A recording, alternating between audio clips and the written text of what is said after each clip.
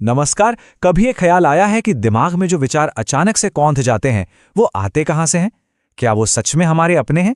तो चलिए आज इसी उलझन को सुलझाने की एक कोशिश करते हैं। कभी हुआ है ऐसा कि कोई बहुत पुराना गाना पता नहीं कहाँ से बस दिमाग में गूंजने लगता है, या कोई भूली बिसरी याद बिना बुलाए मेहमान की तरह चली आती है। मतलब हमने तो उससे बुलाया नहीं था, फिर ये आया कहाँ से? हमारी आज की ये पूरी पड़ताल बस इसी छोटे से सवाल से शुरू होती है। इस पहेली को समझने के लिए चलिए सबसे पहले हजारों साल पीछे चलते हैं और जानते हैं कि प्राचीन भारतीय दर्शन इस बारे में क्या सोचता था। जरा सोच कर देखिए। प्राचीन दर्शन कहता है कि हमारा मन एक विशाल गहरे सागर जैसा है, जो सतह पर शायद शांत दिखे, लेकिन अपनी गहराइयों में अनगिनत संभावनाएं छिपाए हुए है। ये हमारे होने का, हमारे अस्तित्व का आधार है। तो फिर विचार क्या है? विचार इस सागर की सतह पर उठने वाली लहरों की तरह हैं। बस उठती हैं, थोड़ी देर रहती हैं और फिर उसी सागर में शांत हो जाती हैं। वो मन में होने वाली एक हलचल है, पूरा का पूरा मन नहीं। ये एक बहुत गहरी बात है कि लहरें सागर से ही बनती हैं, सागर की ही होती हैं, पर वो पूरा सागर नहीं होती। बिल्कुल वैसे ही विचार हमारे अंदर से ही उठते हैं, पर वो हमारी पूरी पहचान नहीं है। हम उन विचारों से कहीं ज्यादा, कहीं बड़े हैं। तो ये तो हुई दर्शन की बात। अब चलिए इस दार्शनिक समंदर से निकल कर आते हैं मॉडर्न साइंस की लैब में और देखते हैं कि न्यूरोसाइंस इस बारे में क्या बताता है। देखिए, साइंस के मुताबिक विचार कोई रहस्यमयी चीज नहीं है। ये तो सीधा साधा हमारे दिमाग में चलने वाला एक फिजिकल प्रोसेस है। मतलब जब हम कुछ सोचते हैं तो हमारे दिमाग के अरबों खरबों न्यूरॉन्स एक दूसरे को इलेक्ट्रिकल और केमिकल सिग्नल भेजते हैं, और इन्हीं सिग्नल्स का जो पैटर्न बनता है ना, बस वही हमारा विचार है। इसका मतलब हम जो भी सोचते हैं उसे तकनीकी तौर पर मापा जा सकता है। लेकिन यहां पर आकर साइंस थोड़ा सा रुक जाता है। सोचिए, जब किसी कलाकार को अचानक से कोई जबरदस्त आइडिया आता है या किसी वैज्ञानिक को कोई नई खोज की प्रेरणा मिलती है, तो विज्ञान उसे बस एक अनएक्सप्लेन्ड न्यूरल पैटर्न, यानी अस्पष्टीकृत न्यूरल पैटर्न कह पाता है। वो ये नहीं समझा पाता कि वो पैटर्न अचानक बिना किसी वजह से बना कैसे।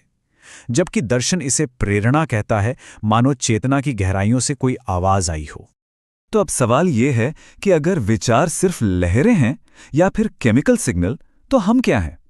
हमारा उनके साथ रिश्ता क्या होना चाहिए? क्या हमें उनमें डूब जाना चाहिए या किनारे पर खड़े होकर उन्हें बस देखना चाहिए? इसका एक बहुत खूबसूरत जवाब बहुत ध्यान में मिलता है, जिसे कहते हैं साक्षी भाव। साक्षी भाव का मतलब है अपने ही विचारों का साक्षी, यानी गवाह बन जाना, एक दर्शक की तरह। जैसे हम सड़क के किनारे खड़े होकर गाड़ियों को आते जाते देखते हैं, बस बिल्कुल वैसे ही अपने मन के अंदर विचारों को आते और जाते हुए देखना। ये सुनने में छोटा सा बदलाव लगता है, पर इसका असर बहुत गहरा है। मैं दुखी हूं कहने की जगह अगर हम ये कह पाएं कि मेरे मन में एक दुख का विचार चल रहा है और मैं उसे देख रहा हूं, तो पूरी बात ही बदल जाती है। पहले वाक्य में हम दुख बन गए, दूसरे में हम दुख को देखने वाले बने रहे, और यही असली स्वतंत्रता है। और इसका अभ्यास बहुत सरल है।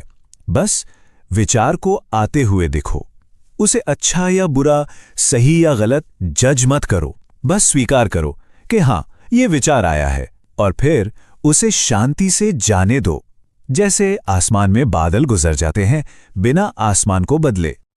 अच्छा, अब इस चर्चा को एक कदम और आगे ले चलते हैं, एक ऐसी जगह जहां बात और भी दिलचस्प हो जाती है। क्या ऐसा हो सकता है कि जो विचार हमें लगते हैं कि हमारे हैं, वो असल में हमारे हो ही ना? एक बहुत मशहूर मनोवैज्ञानिक हुए हैं, कार्ल युंग। उन्होंने एक कमाल का आइडिया दिया था, कलेक्टिव अनकॉन्शियस का, यानी सामूहिक अवचेतन। उनका मानना था कि हम सबके व्यक्तिगत मन के नीचे चेतना का एक गहरा सागर है, जिससे हम सब जुड़े हुए हैं। इसमें कुछ ऐसे प्रतीक, ऐसे विचार और अनुभव हैं जो पूरी इंसानियत साझा करती है। अगर यूंग की बात में जरा भी सच्चाई है, तो इसका मतलब बहुत बड़ा है। हो सकता है कि हम विचार बनाते ही ना हों, बल्कि हम सिर्फ उन्हें रिसीव करते हैं, एक रेडियो की तरह। जैसे रेडियो अलग अलग स्टेशन से सिग्नल पकड़ता है, क्या पता हमारा दिमाग भी किसी ब्रह्मांडीय चेतना से विचारों के सिग्नल पकड़ता हो। तो फिर सवाल उठता है कि अगर विचार हमारे हैं ही नहीं या सामूहिक हैं, तो फिर हमारी स्वतंत्रता कहाँ है? हमारी जिम्मेदारी क्या है? और इसका जवाब विचारों के मालिक बनने में नहीं है, बल्कि ये चुनने में है कि हम किस विचार के साथ क्या करते हैं। यहां पर एक बहुत जरूरी शक्ति काम आती है, जिसे कहते हैं विवेक। विवेक यानी सही गलत की परख, हमारी वो अंदरूनी समझ है जो हमें बताती है कि कौन सा विचार काम का है और कौन सा बेकार। ये विचारों को रोकने की शक्ति नहीं है, बल्कि उनमें से सही को चुनने की शक्ति है। इसको समझने का सबसे अच्छा तरीका ये है, सोचिए कि मन एक घर है और विचार मेहमानों की तरह दरवाजे पर दस्तक दे रहे हैं। कुछ अच्छे मेहमान हैं, कुछ बुरे हैं, कुछ बस बेकार हैं। अब विवेक जो है वो हमारा गेट कीपर है, हमारा दरबान। वो तय करता है कि किस मेहमान को चाय पानी के लिए अंदर बुलाना है और किसे प्यार से दरवाजे से ही विदा कर देना है।